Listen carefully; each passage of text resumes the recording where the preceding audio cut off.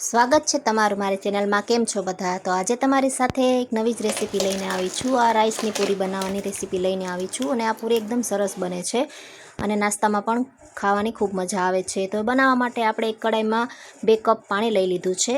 થોડો આપણે chilli flakes, થોડું મીઠું અને થોડું આપણે જીરું નાખી દેવાનું છે। એના માપે આપણે 2 કપ રાઈસ ફ્લોર લઈ લીધો છે, ચોખાનો જે લોટ આવે છે ને એ।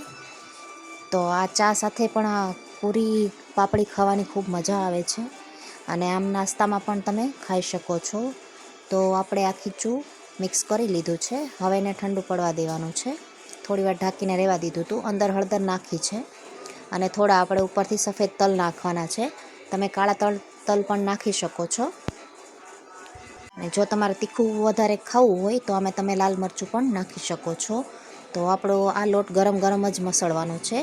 તો તમે જોઈ શકો છો આપણો લોટ તૈયાર છે બંધાઈને।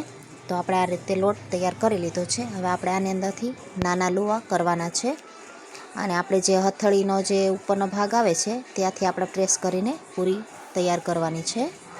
તો આ પાપડી ખૂબ સરસ બનીને તૈયાર થાય છે અને બાળકોને પણ ખૂબ ભાવે છે। તો તમે જરૂરથી ટ્રાય કરજો।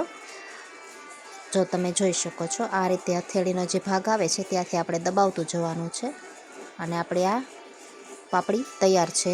તો આ રીતે આપણે બધી પાપડી તૈયાર કરી લેવાની છે। તમે મારી ચેનલ ઉપર અત્યારે નવા છો તો સબસ્ક્રાઈબ જરૂરથી કરી દેજો અને આ વિડીયો તમને ગમે તો લાઈક જરૂરથી કરી દેજો।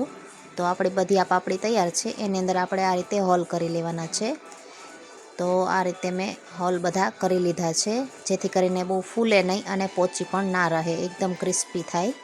તો આ રીતે બધા હોલ કરી લીધા છે। હવે આપણે તેલ ગરમ મેં કરવા મૂકી દીધેલું હતું, એની અંદર થોડું ટેસ્ટ ચેક કરવાનું છે। તો એની અંદર તેલ ગરમ થઈ ગયું છે। હવે આપણે બધી અંદર પાપડી એડ કરવાની છે। અત્યારે હાઈ ફ્લેમ રાખવાની છે, પછી એક ભાગ ઉપરથી બરોબર તેલ ઉપર આવી જાય એટલે પલટાવી લેવાનો છે અને ત્યારે ગેસ આપણે ધીમો કરી દેવાનો છે। તો તમે જોઈ શકો છો બીજી વાર આપણે તે પલટાવી લેવાનું છે। હવે એમાંથી તેલ બધું નિતારી અને કાઢી લેવાનું છે અને બીજો પણ આપણે પાપડીનો ઘાણ નાખી દેવાનો છે। તો આપણી આ પાપડી તમે જોઈ શકો છો બનીને તૈયાર છે। એકદમ ક્રન્ચી, ક્રિસ્પી અને ખાવાની ખૂબ મજા આવે ચા સાથે કે નાસ્તામાં પણ મજા આવે એવી આપણી આ પાપડી બનીને તૈયાર છે। અને જે આપણે હોલ ન કર્યા હોય ને એની આ રીતે બને છે, તમે જોઈ શકો છો। એ મેં 1-2 બનાવી હતી કે હોલ ન કર્યા હોય તો આ રીતે પોચી હોય છે અને કડક પણ નથી થતી। અને જેના આપણે હોલ કરીને કરી છે એ તમે જોઈ શકો છો એકદમ ક્રિસ્પી બની છે। તો તમે પણ આ રીતે જ કરજો। અને આ તમે અત્યારે શ્રાવણ મહિનો શરૂ થવાનો છે હવે ટૂંક સમયમાં, તો તમે આ ફરાળી લોટથી પણ બનાવી શકો છો। તો તમને મારો વિડીયો ગમ્યો હોય તો લાઇક, શેર અને સબસ્ક્રાઈબ કરી